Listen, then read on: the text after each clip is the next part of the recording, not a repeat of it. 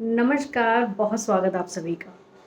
मैं हूँ आपके साथ एस्ट्रोलॉजर अपर्णा शर्मा और आज एक बहुत ही ज़रूरी टॉपिक जो कि आने वाली 10 जून को है और वो है वट सावित्री व्रत। बहुत सी महिलाओं ने और कन्याओं ने, लड़कियों ने पूछा कि क्या इस बार हमें व्रत करना है क्योंकि कोरोना काल भी है और साथ ही साथ 10 जून को शनि जयंती भी है और साथ में सूर्य ग्रहण भी है। इन 3 चीज़ों का एक साथ होना एक बहुत ही अद्भुत संयोग तो है ही, लेकिन मन में शंका कई बार ये आती है कि क्या सूर्य ग्रहण के टाइम पर सूर्य ग्रहण होने के साथ-साथ में वट सावित्री व्रत को किया जाए? सबसे पहले ये सभी की जो शंका है इसको मैं दूर कर दूँ। ये टॉपिक इसीलिए आज मैंने वीडियो के फॉर्म में इसीलिए लिया क्योंकि बहुत सारे ऐसे लोग, ख़ास तौर से महिलाएँ जो ये व्रत करती हैं, उनके मन में ये शंका या ये डाउट आया कि क्या इस बार ये व्रत हमें करना चाहिए क्योंकि सूर्य ग्रहण लगा हुआ है।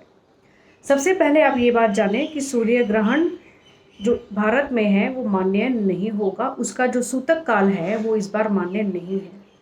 उसका रीज़न बहुत साफ सुथरा ये है कि ये पश्चिमी देशों में ज़रूर नज़र आएगा, वहाँ पर इसका इफ़ेक्ट भी होगा, सूतक काल भी माना जाएगा। लेकिन भारत में इस साल जितने भी ग्रहण होंगे, चाहे वो सूर्य ग्रहण हो या चंद्र ग्रहण हो, भारत में मान्य नहीं है। मीन्स उनका सूतक काल नहीं माना जाएगा, मंदिर के पट नहीं बंद किए जाएंगे, मंदिरों की पूजा इत्यादि को बंद नहीं किया जाएगा। तो इसीलिए इस व्रत की भी जो भी परंपराएं हैं, जो भी विधि है, व्रत करने की जो भी क्रिया हमें करनी होती हैं, उन सभी का पालन हमें इस बार भी करना है। वट सावित्री व्रत में आप जिस तरह से अपने परिवार की जो परंपराओं के हिसाब से जैसे व्रत करते हैं, जिस विधि को अपनाते हैं, जिस प्रकार से भी करते हैं, उसी तरह से उस कार्य को संपन्न कीजिए। ग्रहण काल का जो समय रहेगा वो रहेगा दोपहर को 1:42 से शाम को 6:40 तक।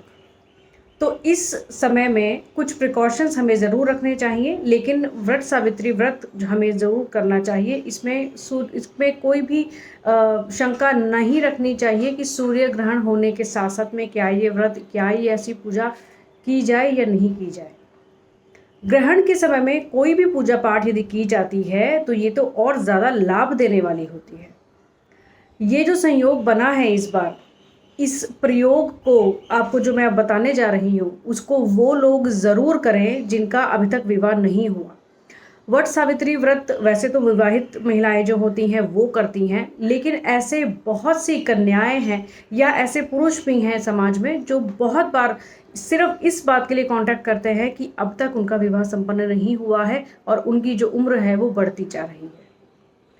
तो वट सावित्री व्रत खास तौर से मैरिड लाइफ को रिप्रेजेंट करता है। कहीं ना कहीं जो हमारा संबंध है हस्बैंड वाइफ का, उसके लिए उसका सूचक है ये वट सावित्री व्रत, क्योंकि कथा आप सभी जानते ही होंगे कि कैसे सावित्री जी ने अपने पति के प्राणों को यमराज जी से वापस मांगा था। प्रेम का सूचक है ये व्रत, संस्कार का सूचक है और कहीं ना कहीं आपस के प्रेम का सूचक है ये व्रत। तो इस बार व्रत तो हम ज़रूर करेंगे ही, साथ ही साथ वो लोग जो अब तक शादीशुदा नहीं हो पाए हैं, विवाह बंधन में नहीं बंध पाए हैं, उनको ये प्रयोग ज़रूर कर लेना चाहिए। और माँ सावित्री की और बड़ जो जिस वृक्ष की हम पूजा करते हैं इसमें खास तौर से, उनसे हमें ज़रूर प्रार्थना करनी है कि ये व्रत या ये प्रयोग आपके लिए फलीभूत हो। करना क्या है, एक दिन पहले ही या सुबह सुबह जल्दी हमें एक बड़ का पत्ता ले लेना है जो थोड़ा आकार में बड़ा हो लेकिन साफ सुथरा हो, कहीं से भी कटा फटा वो नहीं होना चाहिए। उसको हमें धोकर सुखाकर साफ सुथरा कर लेना है और मंदिर जाना है। माँ दुर्गा के सामने या माँ लक्ष्मी के सामने, प्रेफर्ड अगर हम सोचें कि किस चीज़ की होनी चाहिए तो माँ दुर्गा, अगर उनकी प्रतिमा आपको मंदिर में ना मिल सके तो फिर माँ लक्ष्मी के सामने आप ये प्रयोग कर सकते हैं। उस बड़ के पत्ते के ऊपर आपको 1 चुटकी सिंदूर, जिसको हम कुमकुम के नाम से भी जानते हैं, 1 चुटकी हल्दी, 2 सुपारी उस बड़ के पत्ते के ऊपर रख देनी है और साथ में ही एक छोटी सी चुनरी। माँ दुर्गा के आगे आपको अर्पित करनी है और सच्चे दिल से पूरे श्रद्धा से ये प्रार्थना करनी है माँ के सामने कि हे माँ, अभी तक ये संबंध मेरे जीवन में नहीं बंध पाया है, तो आपकी अनुकंपा यदि हो तो ये बंधन मेरे जीवन में भी ज़रूर बंधे। जितनी श्रद्धा से, जितने मन से, जितने भाव से आप प्रार्थना करेंगे, उतना ही जल्दी ये बंधन आपके जीवन में भी आएगा। ये प्रयोग केवल वो लोग करें जो सही मायनों में चाहते हैं कि इन प्रयोग से हमें कोई ना कोई लाभ मिले और आस्था रखते हैं एस्ट्रोलॉजी में, या आस्था रखते हैं ईश्वर में, आस्था रखते हैं किसी भी इस तरह के प्रयोग में। प्रयोग में कितना दम है या नहीं है, लेकिन आपके प्रार्थनाओं में ज़रूर दम होगा। सच्चे दिल से इस कार्य को कीजिए, सच्चे दिल से, हृदय से माँ से अपनी प्रार्थना रखिए। ये कार्य जल्द से जल्द सभी के लिए संपन्न होगा।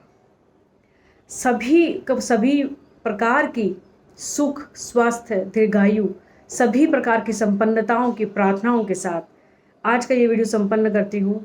अगले वीडियो में आप सभी से मुलाकात फिर से होगी। ईश्वर की कृपा, माँ सावित्री की कृपा, माँ दुर्गा की कृपा हम सभी पर बनी रहे।